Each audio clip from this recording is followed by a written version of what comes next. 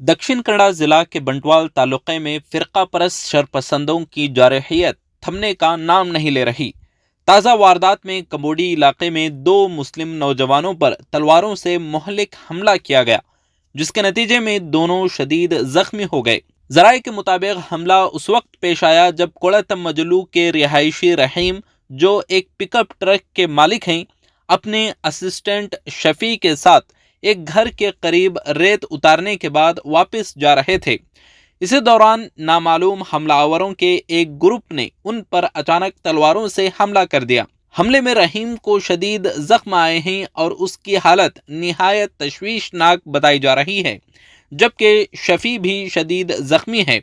दोनों को फौरी तौर पर करीबी बंटवाल अस्पताल मुंतकिल किया गया है, जहां उनका इलाज जारी है। मकामी जराये के मुताबिक हमलावर मौके वारदात से फरार होने में कामयाब हो गए।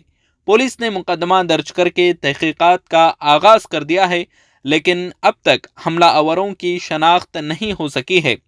वाक़ये के बाद इलाके में कशीदगी का माहौल है और अवामी हलकों में इस बुज़दिलाना हमले की शदीद मजम्मत की जा रही है।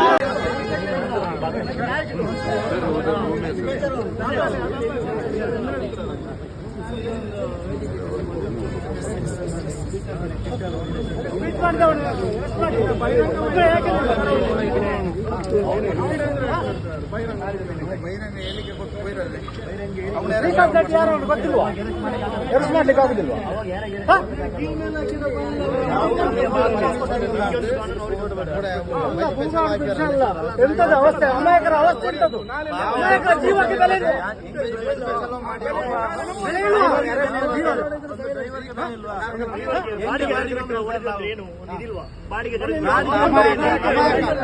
ಈಡೇರಿ ಅವನನ್ನು ಸಮಾಧಾನಿಸಬೇಡ. ಈಗ ಬಂದ ಕರೆ ಕೊಡ್ಲಿಲ್ಲ, ಯಾರ ಮೇಲೆ ಹಲ್ಲೆ ಆಗಲಿಲ್ಲ, ದಾಳಿ ಮಾಡಲಿಲ್ಲ, ಯಾರ ಮೇಲೆ ದಾಳಿ ಮಾಡಲಿಲ್ಲ.